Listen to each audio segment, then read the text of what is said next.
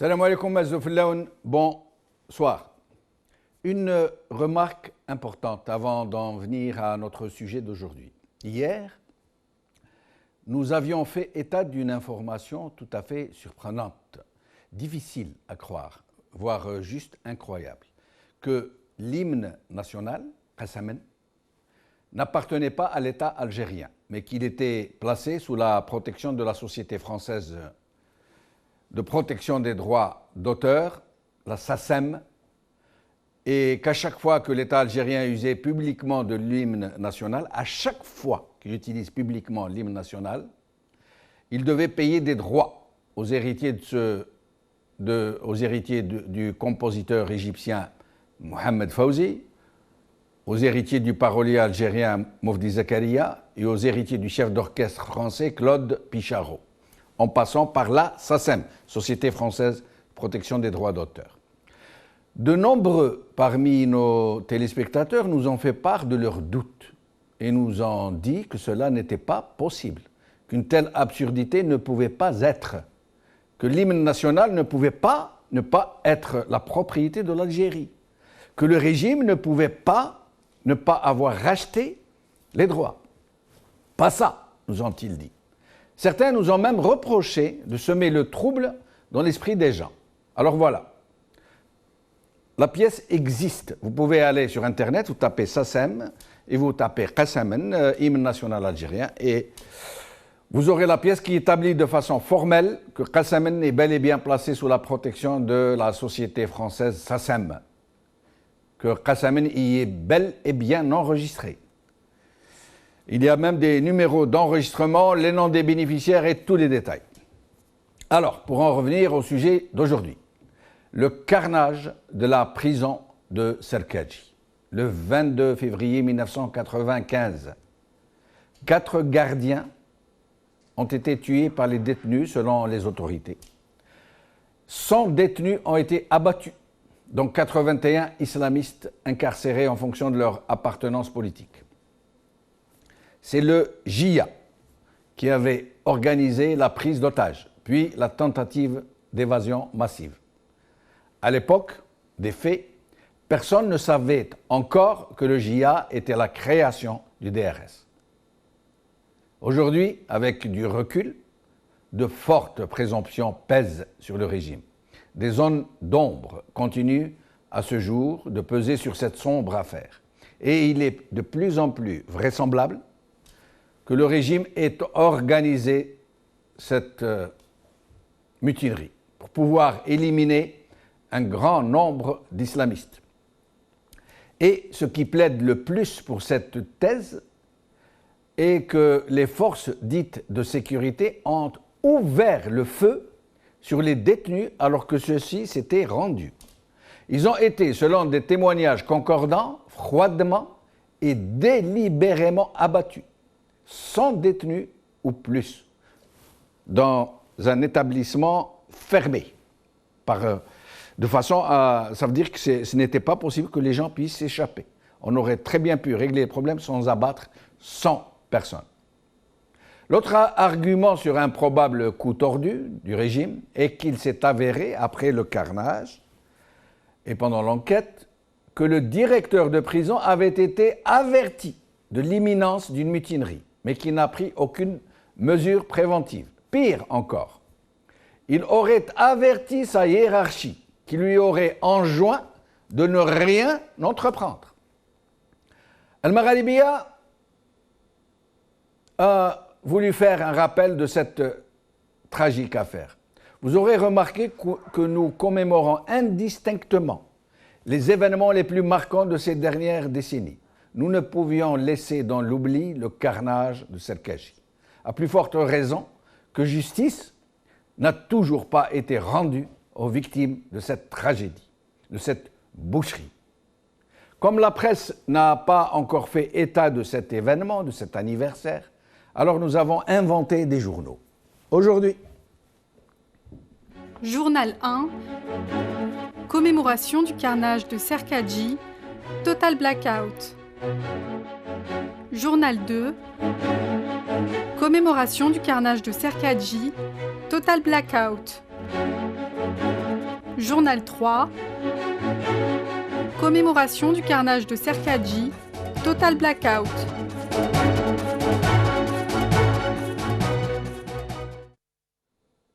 Avec nous aujourd'hui, Mohamed Chebboub, ex-détenu de Serkadji, ex-détenu politique de Serkadji.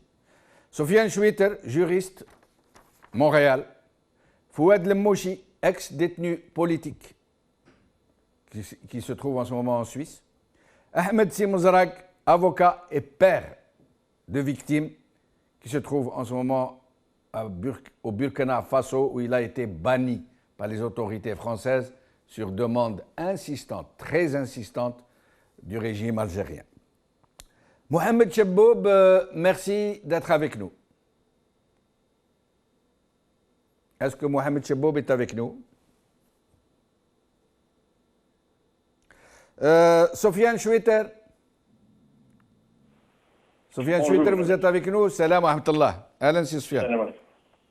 Sofiane Chouiter, essayez de nous faire un bref rappel de ce tragique événement.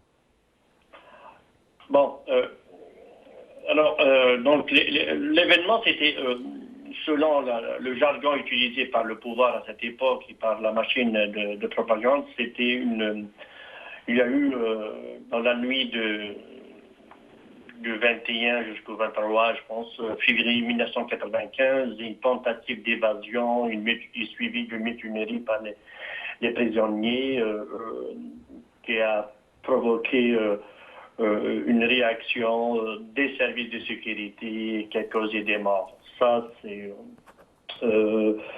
en grosso modo, donc. Il y avait mais avant de discuter sur ces événements, donc il y avait 80, si je ne me trompe pas, et ma mémoire, c'est au moins 96 morts parmi les prisonniers.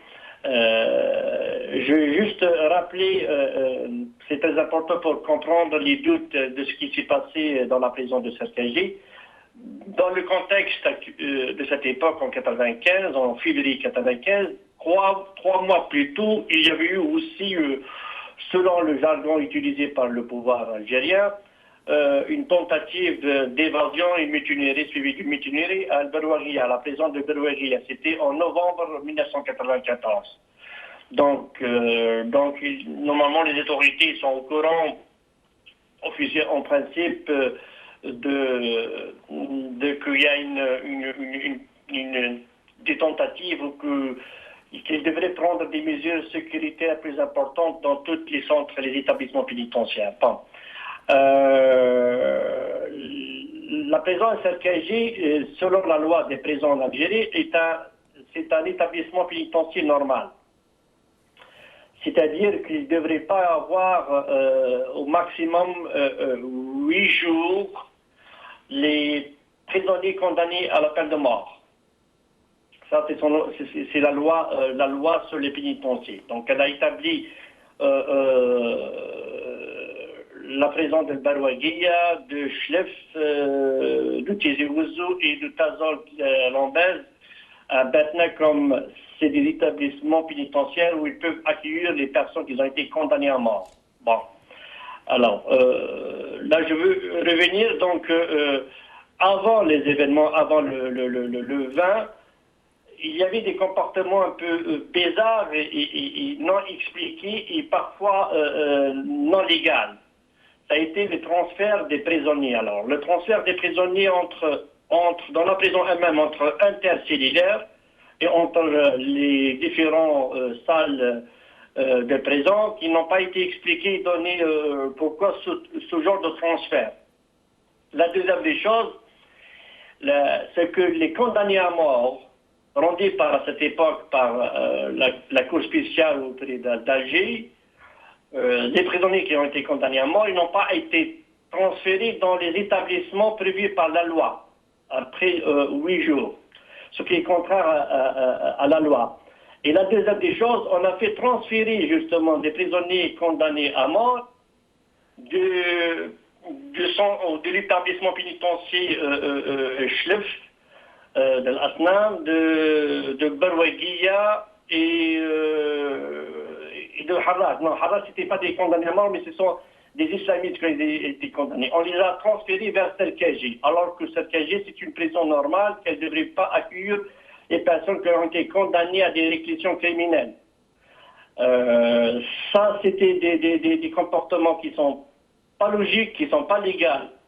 Mais ça va nous aider à comprendre ce qui se passait à cette époque. Ça veut dire que vous êtes en train de nous dire, Soufiane Chouitel, c'est comme s'ils les avaient réunis là, ils ont ramené les condamnés à mort, ils n'ont pas transféré les condamnés à mort qui s'y trouvaient. C'est comme si on voulait rassembler tous ces gens pour pouvoir les exécuter. C'est ce que vous êtes en train de nous dire. C'est ça. C'est-à-dire que les condamnés qui étaient à l'époque prévenus en entente de leur procès, qui étaient à Serkaji, ils ont été condamnés par la Cour spéciale. Après 8 jours, ils ont été encore maintenus, contrairement à la loi, contrairement au code des pénitenciers. Deuxième des choses, les gens condamnés à mort, qui étaient dans les établissements prévus par la loi elle-même, El-Chlef, El-Barwaguiya, surtout ces deux, ils ont été transférés à Serkaji, contrairement à la loi. Ça, c'est la première.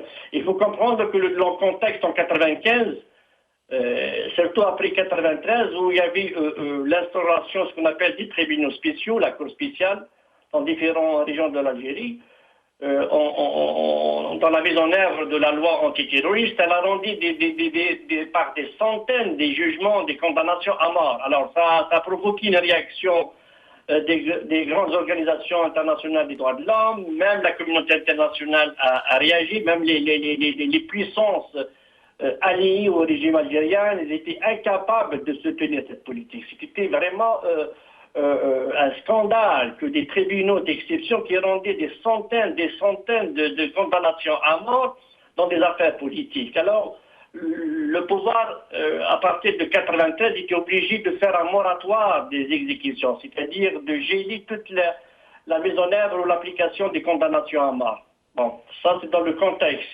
Là, il y a le transfert de ces prisonniers, les prisonniers condamnés en violation de la loi, sans donner des explications. Il y avait même ce qu'on appelle des procédures... Normalement, Soufiane Chouitel, pour que nos téléspectateurs comprennent, quand une personne qui se trouve en prison est condamnée à mort, dans une prison qu'on dit normale, après la condamnation à mort, il est transféré dans une prison centrale, je crois, c'est ça? C'est ça, dans les 8 jours.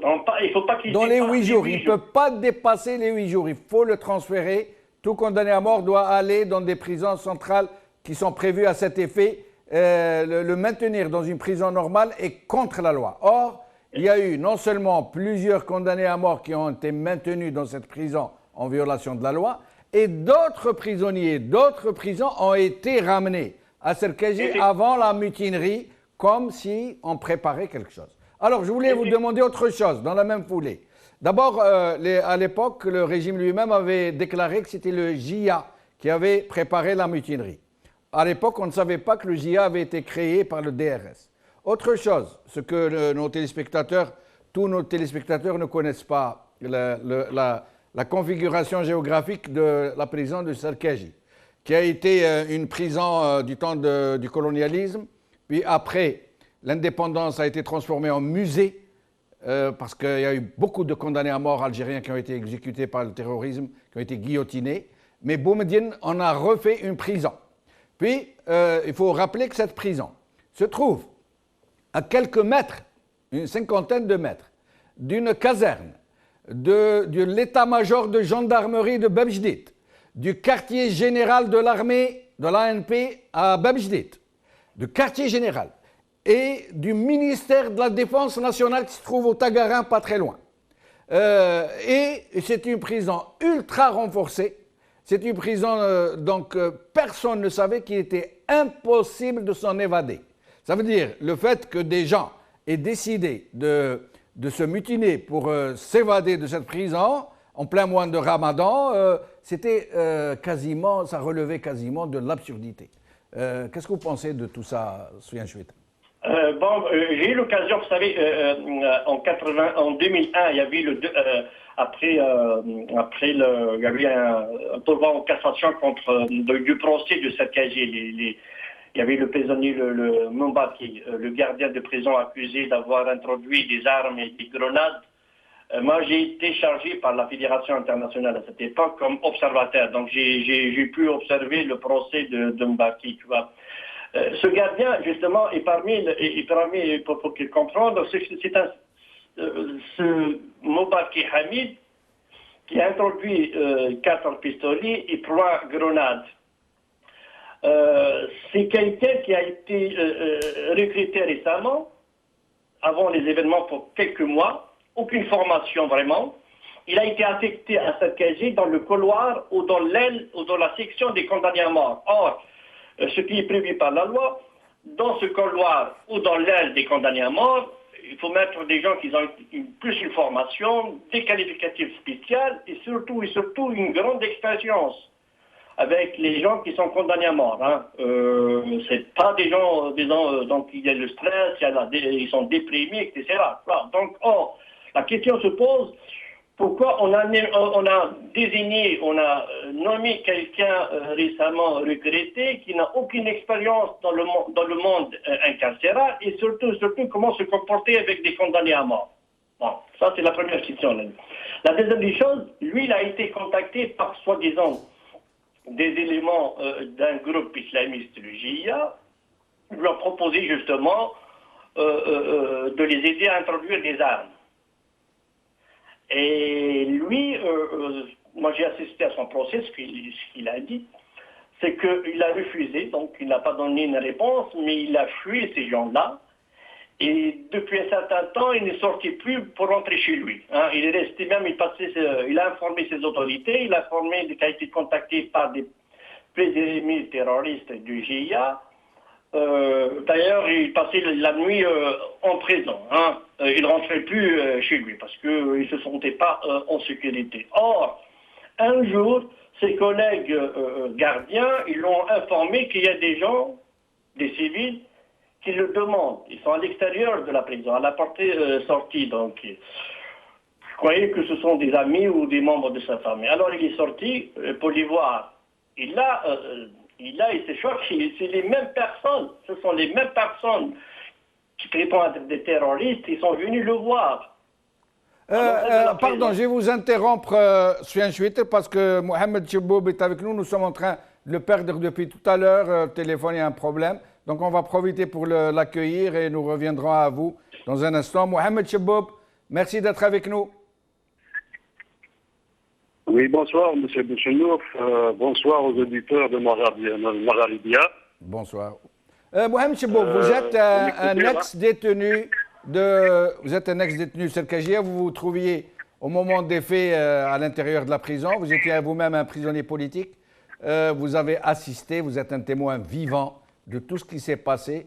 Racontez-nous un peu, je vous laisse toute la latitude pour parler comme vous le souhaitez. Écoutez, avant tout, je vous remercie, ainsi que l'auditeur de Marabia, d'avoir ouvert cet épineux, je dirais, dossier. Au début, je vais commencer par quoi, je ne sais pas, parce que là, ça fait une vingtaine d'années au moins. La mémoire commence à m'échapper. Donc, je reviens bien aux jours qui ont précédé les événements de Sarkaji. Bien sûr, l'Algérie vivait dans une situation un peu explosive, meurtrière, etc. Il y avait beaucoup d'attentats. Il y avait l'attentat du commissariat central. Et puis, il y avait une répression féroce à l'extérieur, même à l'intérieur de la prison de Sarkaji. Donc, tous ces éléments-là, ils ont fait déduire qu'il y avait quelque chose qui va se passer à Sarkaji. 3 jours avant l'événement, bien sûr, il y avait un va-et-vient incessant des gardiens, ainsi que du directoire de la prison, c'est-à-dire son directeur général, M. Davi, et son adjoint, M. Djima'an. Et donc, la veille, il y avait aussi des provocations envers les prisonniers. Vous m'écoutez là? Oui, très bien. Donc il y avait pas mal de provocations la veille de l'événement aussi, envers certains détenus.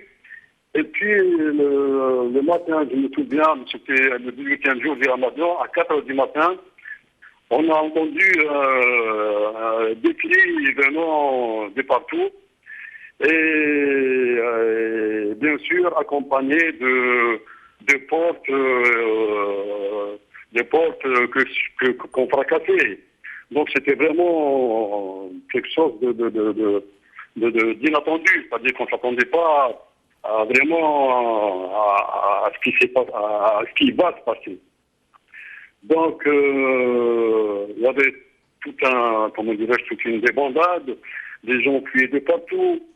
Et ensuite, il y avait un rassemblement des prisonniers au centre de la prison, là, en attendant, bien sûr, comment dirais-je...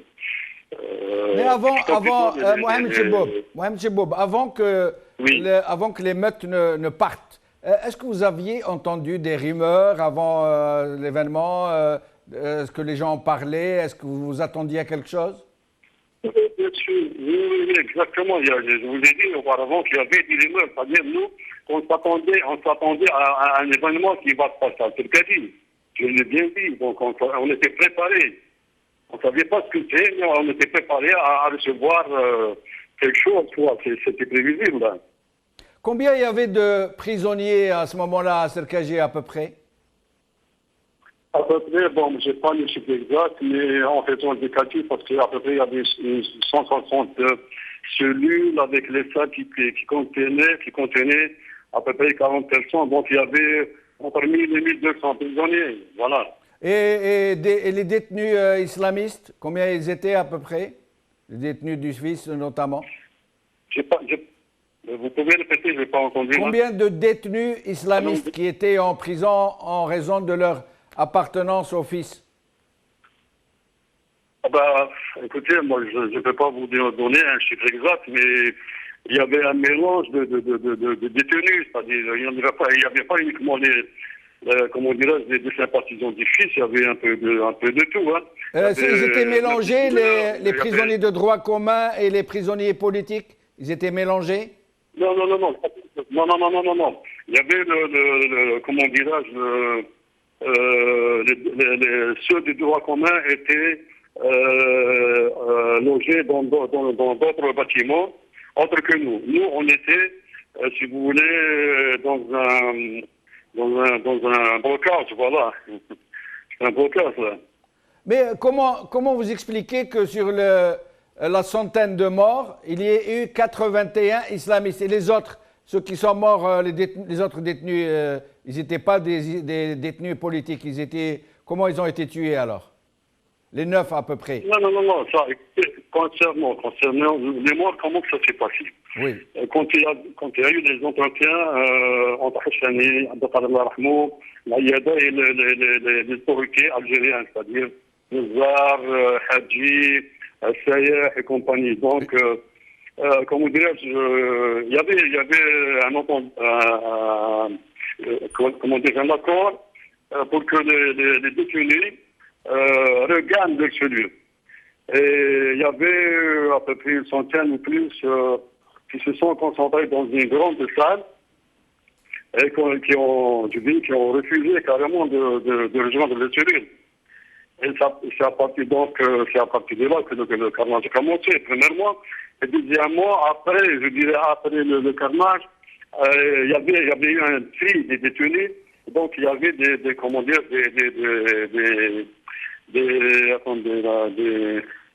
exécutions sommaires, voilà. Vous m'aviez dit tout à l'heure, d'abord comment les troupes, les forces de sécurité, comme on les appelle, ont commencé à ouvrir le feu. Après les négociations entreprises par Hachani, entre autres, avec le Nazar, c'était prévu que tout le monde se rendait, que tout le monde regagnait sa cellule. Comment se fait-il que les forces en présence, les forces qui avaient été appelées, ont ouvert le feu sur les prisonniers qui étaient pour la plupart désarmés et qui s'étaient rendus? Écoutez, les détenus n'avaient pas d'armes, premièrement. Deuxièmement, après l'accord conclu entre la file de crise dirigée par le PHM, la IABA et les autorités algériennes, tout le monde, je dis bien, a regagné son lieu de détention. Et après 1 heure, on a vu l'arrivée des GI qui ont commencé à nous faire sortir des cellules et nous faire regrouper dans des cours, ce qu'on appelle des cours, voilà. C'est-à-dire c'est des grands espaces. Et là, ils ont commencé à nous massacrer, quoi, soit avec des bâtons, soit avec des crosses, soit avec n'importe quoi. Et il y avait même des détenus qui sont tombés sur le champ. C'est-à-dire qu'ils sont morts sur le champ après vraiment des coups durs. Il y avait même un certain gardien on l'appelait Ortila, qui avait dans la main une boule en bronze liée à une chaîne. Il a commencé à taper dessus. Donc, il y avait à côté de moi un certain détenu qui s'appelait Simouzorak, je crois. Simouzorak, dont le papa est avec nous aujourd'hui. Oui. Comment? Dont le père est avec nous, oui, Ahmed Simouzorak. Voilà, il a été touché pleinement sur le crâne. Et puis, en le voyant comme ça, moi j'ai eu peur d'être tué comme lui. Ce que j'ai fait, j'ai pris son sang avec mes mains.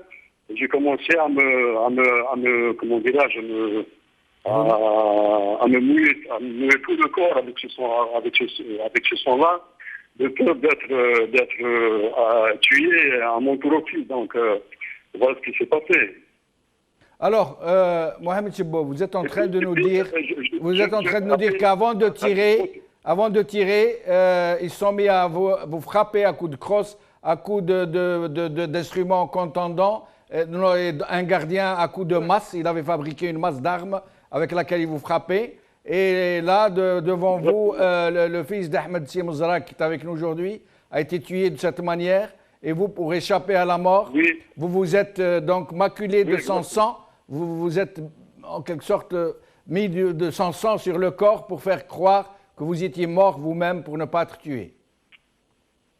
Exactement. Donc, je vous ai dit que après la reddition des détenus, il y avait l'entrée des djihad qui ont commencé à massacrer tout le monde. Ça, c'est avant qu'ils ne tirent, hein. Ça, c'est avant qu'ils n'ouvrent le feu. Ça, avant d'ouvrir le feu. Avant qu'ils n'ouvrent le feu. Avant, donc après, je crois, à 20 heures, quelque chose comme ça, après le Maghreb, ils ont commencé à tirer à bout portant sur les 160 qui sont restés cloîtrés dans la grande salle. Là où il y avait Feu Sharaf El Arhmo, il y avait un autre cadre politique du fils. Nous avons perdu Mohamed Chebbo, nous allons essayer de le retrouver. Nous allons accueillir à présent Ahmed Simouzorak. Ahmed Simouzorak qui est au Burkina Faso, qui a été expulsé au Burkina Faso sur demande du DRS, Smaïl Ammari notamment, qui avait fait pression sur ses amis Pasqua, Pandro, etc. en France, qui avait créé un climat à l'époque, inventé toute une histoire. C'est un gros complot dont nous parlerons un jour. Et donc, après avoir été regroupés, les islamistes qui se trouvaient en France à ce moment, mis en résidence surveillée, après, ils ont été expulsés au Burkina Faso, bannis. Maître Ahmed Simouzorak était avocat en France. Il a été banni depuis ce moment jusqu'à aujourd'hui. Au Burkina Faso, il se trouve toujours. Il est avec nous. Ahmed Simouzorak, merci d'avoir accepté notre invitation. Pas de quoi. Assalamu alaikum. Wa alaikum assalam. Bonsoir. Bonsoir aux auditeurs de Maghribia. Merci beaucoup de m'avoir invité. Merci. Ahmed Simouzorak, vous venez d'écouter Mohamed Chebbo qui parle de votre fils, Rabbi Yarhamou, qui avait été assassiné avant même que les forces de sécurité, pour les appeler comme ça, aient ouvert le feu sur les gens qui étaient désarmés. Et Mohamed Chebbo, tout à l'heure, il m'avait parlé de ça au téléphone. Il était sur le point d'éclater en larmes, en sanglots. Et donc, il vient de dire devant tout le monde qu'il s'était maculé du sang de votre fils pour se faire passer pour mort. Je vous en prie, Ahmed Simozrak, parlez-nous un peu de votre fils donc, qui a été assassiné parmi les gens qui ont été assassinés ce jour-là. Bon, ce que je dois signaler, c'est que peu de temps avant sa mort, il m'a écrit une lettre dans laquelle il me dit qu'il est plus en sécurité que ceux qui sont dehors. Cela signifie qu'il avait confiance, si vous voulez, au climat qui règne à Serkaji du point de vue de sécurité. En aucun cas, il n'a pensé à un acte de violence ou de lutinerie. Ça, c'est une machination. C'est une opération préméditée depuis longtemps. Il y a beaucoup de faits et de preuves qui montrent que cette tuerie, elle est organisée par le pouvoir. Et c'est pour cette raison qu'il y avait eu des transferts actifs et inopinés de prisonniers de Al-Harraj. D'ailleurs, mon fils, il était à Al-Harraj. Ça, il faut que vous le sachiez, il était incarcéré à la prison de Al-Harraj et transféré à la prison de Serkaji. Donc, transféré pour justement en vue de cette opération macabre, n'est-ce pas, du 22 février 1995. Donc, plusieurs faits, parmi lesquels je cite par exemple l'ouverture des cellules. Ce n'est pas facile d'ouvrir une cellule, surtout une cellule à Serkaji. La clé, il y a une double de clé, dans l'une chez le directeur et l'autre chez le responsable des gardiens. Donc, comment se fait-il que ces cellules ont été ouvertes? Je rappelle Ahmed Simozrak, qu'effectivement, les mutins, les premiers qui ont fait partir la mutinerie, ont ouvert toutes les cellules et ont invité les détenus à sortir de leurs cellules. Et c'est vrai que le système ne permet pas à quelqu'un d'avoir les clés des cellules. Les clés étaient séparées, certaines étaient chez le directeur, d'autres chez les gardiens, pour pouvoir éviter justement une telle issue. Je vous en prie, je vous laisse poursuivre, Ahmed Simozrak. Et puis, d'abord, cette opération-là, il y a des choses qui s'étaient passées avant et des choses après le macabre, après le carnage.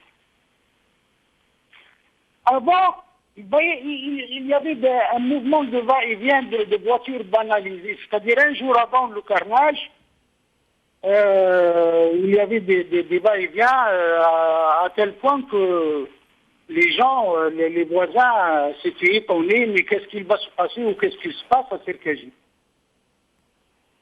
Et puis, il y avait les prisonniers sélectionnés, ramenés de 3 prisons, Berwabiya, Chlef, Al-Harraj, comme mon fils, il était à Al-Harraj.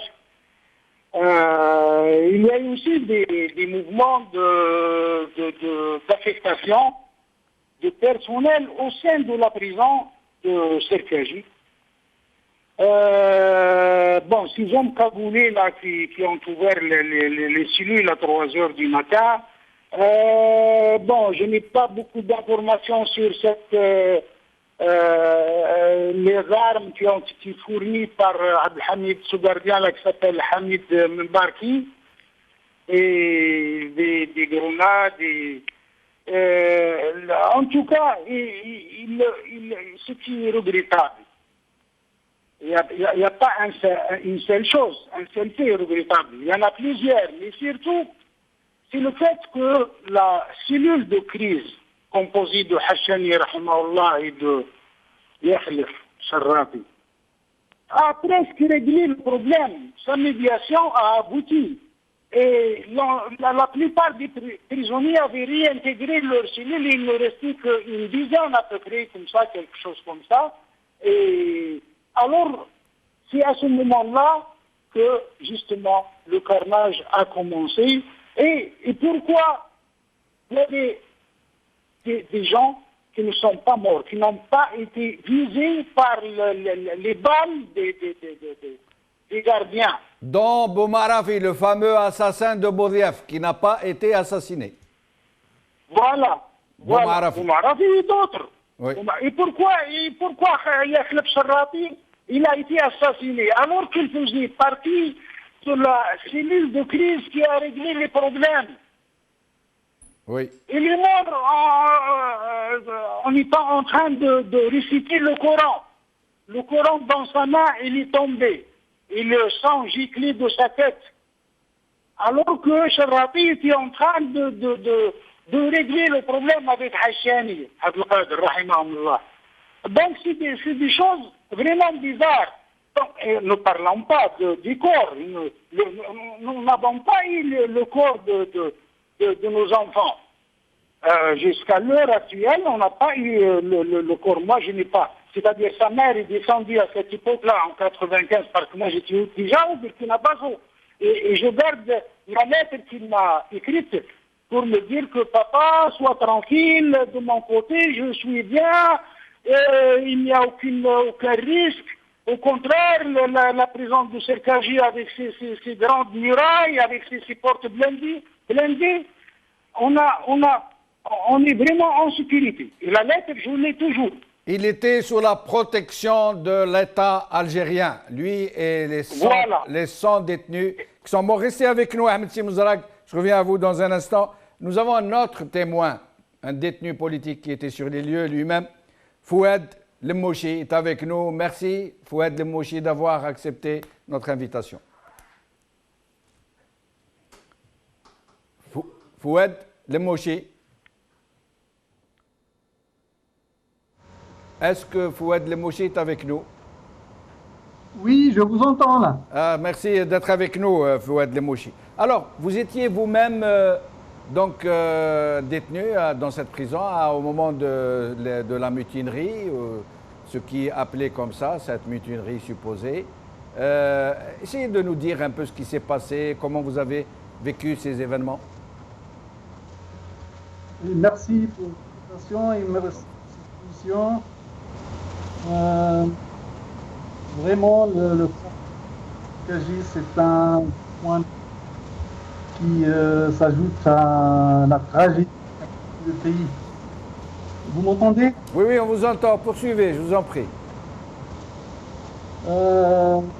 C'est pas bien entendu.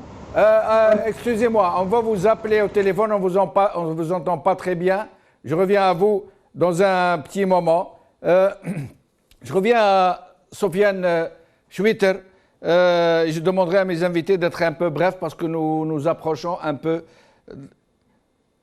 Sofiane Chouiter? Oui, je suis là. Ah, vous avez déserté votre poste, Sofiane Chouiter? Oui, c'est juste là, je suis là.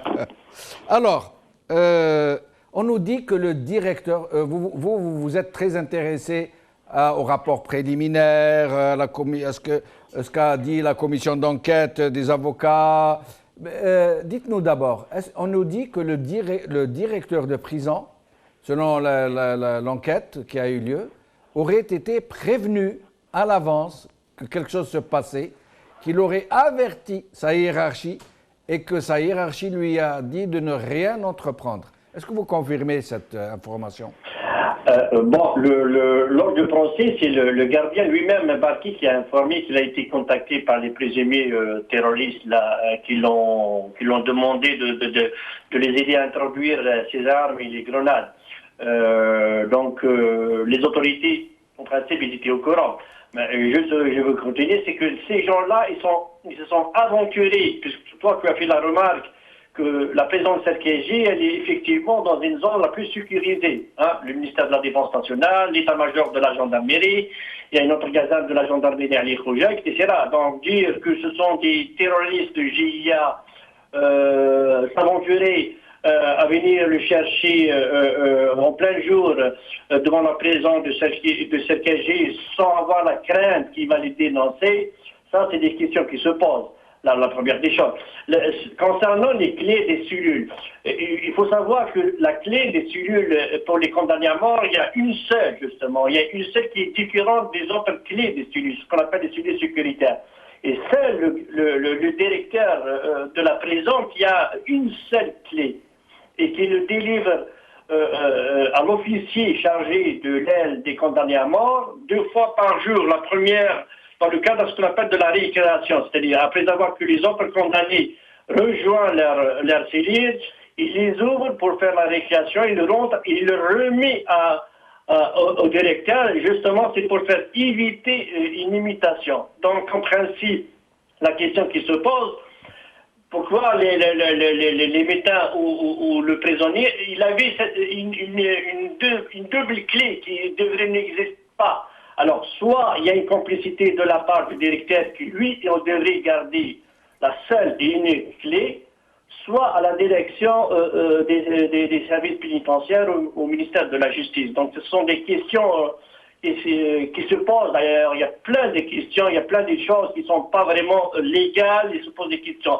La première des choses, comme je dis, ils ont désigné à la dernière minute quelqu'un qui n'a aucune expérience, facilement manipulable, chargé de veiller aux condamnés à mort, alors que c'est contraire à la loi et à la procédure en vigueur.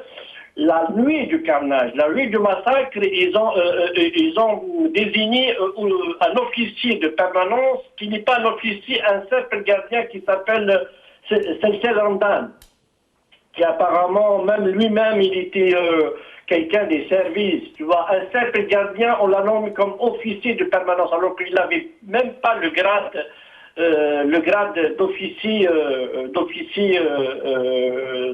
des gardiens. Donc, il y avait des trucs ici bizarres, illégaux, qui n'ont pas trouvé justement une réponse claire et nette parce qu'il n'y avait pas une enquête approfondie et indépendante. Mon cher confrère Sidinzar qui parle justement de son frère le Harrach, il y avait un cas qui s'appelle Aït Bellouk Mohamed, un prisonnier islamiste qui était à Al-Harrach. Il a été transféré de façon illégale de Al-Harrach à la prison de Serkaji. Il est mort d'ailleurs, dans le carnage de Serkaji, alors que l'administration de l'établissement, enfin de la prison d'Al-Harrach, elle n'était pas au courant. Comme par hasard, ses avocats, ils ont voulu lui rendre visite un jour à la prison d'Al-Harrach, ils ne trouvent pas, et la direction de la prison d'Al-Harrach, elle n'était pas au courant. Il n'y avait même pas ce qu'on appelle un permis d'extraction qui devrait être délivré par le procureur. Souviens Choueter, il nous reste plus de temps. Oui. Comme je dois faire le tour de micro des autres invités, je vais vous poser une question à laquelle je vous demanderai de me répondre très brièvement. Quelle est votre intime conviction concernant cette affaire? Clair et net, c'est-à-dire qu'après avoir que sous pression internationale, les autorités ont été obligées de faire un moratoire, de ne pas exécuter les personnes condamnées par les tribunaux spéciaux à la peine de mort. Donc ils ont trouvé une autre manière extrajudiciaire, c'est de manipuler et de provoquer soi-disant des sortes de mutineries ou des tentatives d'évasion et de liquider les prisonniers politiques qui ont été condamnés. On a eu dans le Tazoult l'affaire de Tazoult. Il y avait Barwaguiya en novembre 1994, 3 mois avant les événements de Serkaji. Voilà. C'était une exécution extrajudiciaire. L'affaire de Tazoult, de Lombez, la spectaculaire évasion de Tazoult qui a vu des centaines de prisonniers s'échapper et qui a permis au régime d'exécuter, de faire tirer à l'hélicoptère sur des centaines de détenus qui se trouvaient dans les montagnes, qui ont été abattus, qui ont été enterrés dans des charniers jusqu'à aujourd'hui qui n'ont pas encore été réouverts. Merci Sofiane Choueter. Restez avec nous jusqu'à la fin de l'émission. Je reviens à Mohamed Chebboub. Mohamed Chebboub, il ne reste plus beaucoup de temps. J'aimerais vous laisser la parole pour vous nous dire ce que vous voulez nous dire. Mohamed Chebboub.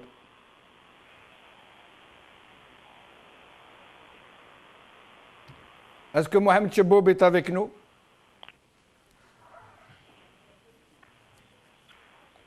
Si jamais, je peux prendre la parole en attendant? Oui, Fouad Lemouchi.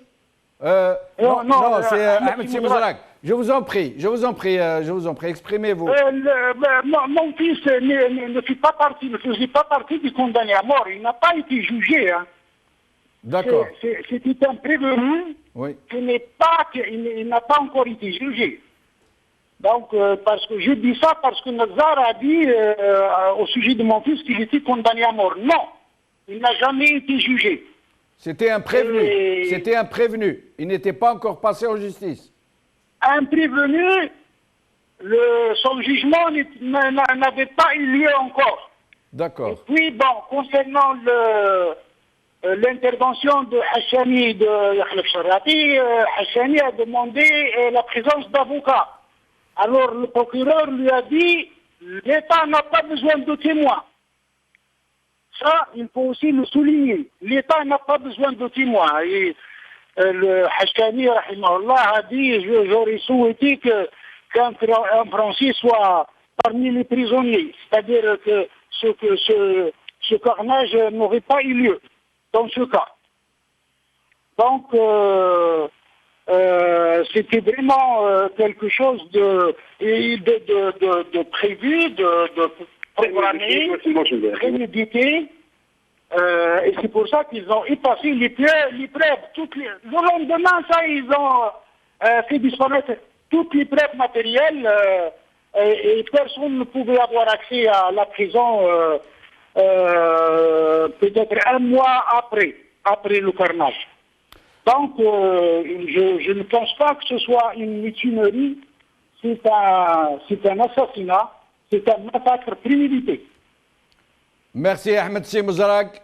Je vous donne rendez-vous pour une autre occasion. Nous comptons faire une émission sur l'affaire qui vous concerne, vous personnellement, et les gens qui, comme vous, ont été bannis vers le Burkina Faso et ailleurs et qui, jusqu'à présent, attendent qu'on leur rende justice, qu'on leur permette de revenir en France où ils ont leur famille, leur travail, d'où ils ont été extraits de façon illégale.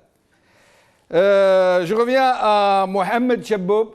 Mohamed Cheboub, nous arrivons vers la fin de l'émission. Je vous laisse donc nous dire ce que vous souhaitez nous dire.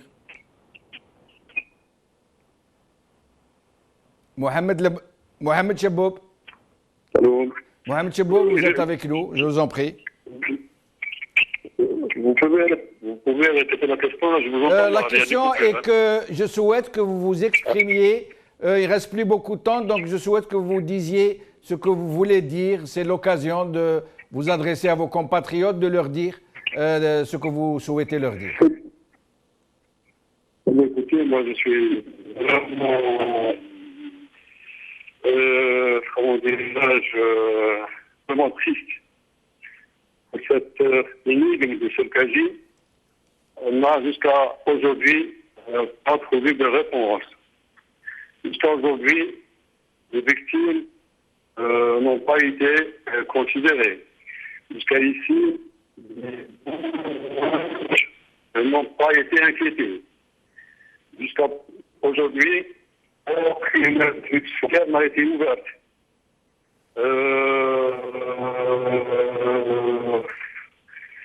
Actuellement, nous vivons, comment dirais-je, situation psychologique, sociologique, vraiment hollywoodienne, c'est-à-dire discontine. Mohamed Cheboub, je suis obligé de vous interrompre, il ne reste plus beaucoup de temps. Fouad Lemouchi n'a pas eu le temps de s'exprimer, nous allons lui laisser le mot de la fin. Fouad Lemouchi, je vous en prie, vous avez le mot de la fin. Oui, salam alaikum. Wa alaikum salam wa rahmatullah. J'ai bien suivi un petit peu les intervenants. Je voudrais juste insister sur certains points qui n'ont pas été soulevés. Je rappelle que moi-même, j'étais membre dans la cellule de crise et qui était donc chapeautée par Abdelkader Hachani, rahimahullah. Et puis, on est arrivé, après des tractations et beaucoup de négociations entre les autorités et les prisonniers, de réintégrer, tous les prisonniers vont réintégrer leurs cellules, et puis qu'il y ait, comme a dit le maître Simouzarak, qu'il y ait des avocats des avocats de droits de l'homme, Ali Yahya Abdelnour a été lui-même cité, qui vont témoigner et assister à ce que quand les prisonniers vont regagner leurs cellules, parce qu'on a supposé que justement il va y avoir un carnage, parce que on a vécu vraiment cette journée dans une peur terrible, parce qu'il y a eu des morts juste après l'ouverture des cellules même, le matin. Et donc cette question de Serkaji, c'est vraiment on aimerait bien qu'il y ait une enquête qui détermine la responsabilité avant que les gens qui ont provoqué tout ceci vont mourir, et la question reste sans réponse, comme la question des disparus, comme plusieurs points noirs dans cette tragédie qu'a vécue l'Algérie. Pour ce qui est de Yassine Simzrak, le fils de Maître Simzrak, je le connais très bien parce qu'on était dans la même affaire. On est donc passé devant le tribunal juste avant le carnage, et puis le tribunal, l'audience a été reportée, et entre-temps, il y a eu ce carnage, et parmi les gens qui étaient donc dans cette affaire-là, il y a eu une dizaine ou une douzaine qui ont été tués. Et puis, au moment où on s'est présenté une deuxième fois devant le tribunal, ils ont été signalés comme absents, alors qu'ils étaient juste avant le carnage, ils étaient donc présents à l'audience qui était avant le carnage. Fouad Lemouchi, je suis obligé de vous interrompre. Malheureusement, nous sommes arrivés à la fin de l'émission. Je rappelle juste que l'Observatoire des droits de l'homme, qui a été créé à ce moment par le régime, en même temps que le ministère des droits de l'homme, qui avait été confié à Ali Haroun. L'Observatoire des droits de l'homme, qui était dirigé par Razak Bara, le grand Razak Bara, avait déclaré en la circonstance que l'État algérien n'avait rien à se reprocher, qu'il n'avait pas eu le choix, que tout ce qui s'est passé dans la pleine légitimité, dans le respect de la loi, qu'aucune entorse n'a été faite à la loi, qu'aucun droit n'a été violé, aucun droit de l'homme. C'était le président des droits de l'Observatoire des droits de l'homme. Cette émission est maintenant terminée. Je vous remercie de l'avoir suivie. Merci à mes invités, Mohamed Chaboub, Soufiane Choueter, Fouad Lemouchi, Ahmed Simzrak. Je suis désolé que nous ne leur ayons pas donné plus de temps pour s'exprimer sur une affaire ô combien complexe. J'espère que nous pourrons y revenir. Merci.